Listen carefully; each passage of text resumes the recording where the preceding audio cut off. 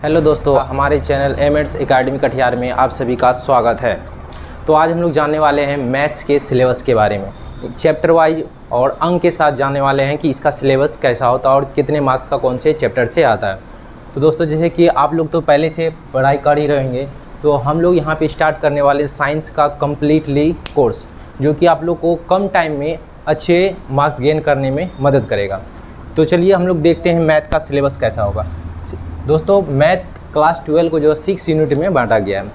6 unit में से पहला यूनिट है जो कि लगभग 10 मार्क्स का पूछा जाता है। पहले यूनिट में जो दोस्तों 10 मार्क्स से पूछा जाता है, इसमें कौन कौन से चैप्टर के बारे में हम लोग पढ़ेंगे उसके बारे में जानते हैं। तो इसमें हम लोग पढ़ेंगे रिलेशन एंड फंक्शन के बारे में, जिसमें कि होगा रिलेशन एंड फंक्शन के बारे में डिटेल जानकारी, जो कि 11th से रिलेटेड है।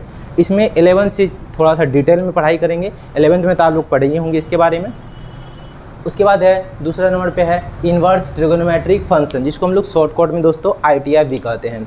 ये बहुत ही मज़ेदार चैप्टर है, इसको भी हम लोग पढ़ेंगे। ये भी किसके अंदर आएगा? यूनिट 1 के अंदर आएगा। कौन सा? रिलेशन एंड फंक्शन और इन्वर्स ट्रिगोनोमेट्रिक फंक्शन, जिसको हम लोग ITF भी कहते हैं। दूसरा यूनिट है जो दोस्तों लगभग वो है, उसको कहते हैं हम लोग अलजेब्रा। यूनिट 2 में आता है अलजेब्रा, जिसके अंदर हम लोग पढ़ने वाले हैं मैट्रिक्स एंड डिटर्मिनेंट्स। ये दोनों चैप्टर बहुत ही आसान चैप्टर है और बहुत ही मज़ेदार चैप्टर होने वाला, पढ़ने में बहुत ही मज़ा आने वाला इस चैप्टर को। मैट्रिक्स और डिटरमिनेंट जो कि अलजेब्रा के अंतर्गत आता था, इसको हम लोग यूनिट 2 में रखते हैं। तीसरे यूनिट में है दोस्तों जो कि है कैलकुलस। तीसरे यूनिट के अंदर आता है कैलकुलस। इसके अंदर कुछ ज़्यादा इंपॉर्टेंट चैप्टर है। तो पहला चैप्टर है इसके अंदर कंटिन्यूटी एंड डिफरेंशियबिलिटी, दूसरा है डेरिवेटिव्स, तीसरा है इंटीग्रल और चौथा है डिफरेंशिएशन इक्वेशन। दोस्तों कि इंटीग्रल और डेरिवेटिव ये चैप्टर है एक दूसरे के लगभग अपोजिट है, और इस जो इंटीग्रल चैप्टर है ये फिजिक्स में इसका यूज बहुत ज़्यादा होता है। जो भी फिजिक्स में पढ़े भी होंगे आप लोग 12th क्लास में, क्योंकि चूँकि आधा ज़्यादा समय निकल चुका होगा, तो इसके बारे में आप लोग जानते भी। हम लोग यहाँ पे डिटेल में पढ़ने वाले हैं। दोस्तों चौथा चैप्टर है डिफरेंशिएशन इक्वेशन। इसमें हम लोग इक्वेशन के बारे में पढ़ेंगे, वो अलग टाइप का इक्वेशन होगा। दोस्तों चौथा यूनिट है जिसके अंदर आता है वेक्टर्स एंड 3D। 3D मतलब त्रिविमीय ज्यामिति। इसके बारे में 3D के बारे में पढ़ेंगे और त्रिविमीय ज्यामिति होगा, और इसको इस चैप्टर में हम लोग वेक्टर भी पढ़ेंगे।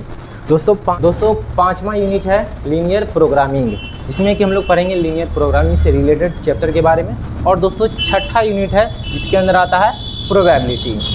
अब दोस्तों हम लोग जानेंगे कि किस चैप्टर में कितने मार्क्स के अप्रॉक्स में नंबर आता है। दोस्तों यूनिट 1 में जो है लगभग अप्रॉक्स में 10 मार्क्स के आसपास। देखो दोस्तों, इससे +2 -2 मार्क्स हो सकता है, यानी 2 कम या 2 ज़्यादा आ सकता है। वो डिपेंड करता है अकॉर्डिंग टू क्वेश्चन कि क्वेश्चन किस टाइप से पूछा गया और एग्जामिनर कौन से चैप्टर से ज़्यादा क्वेश्चन ले रहा है दोस्तों।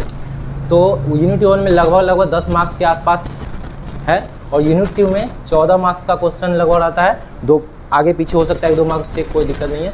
और यूनिट 3 दोस्तों देखते हैं 42 मार्क्स का, लगभग 42 मार्क्स का पूछा जाता है दोस्तों कैलकुलस चैप्टर से, जो कि यूनिट 3 के अंदर आता है। तो बहुत ही अहम रोल है इस चैप्टर का 12th क्लास के मैथ में, जो कि हम लोग बहुत ही अच्छी तरीक़ा से इसको आने वाले क्लास में पढ़ेंगे।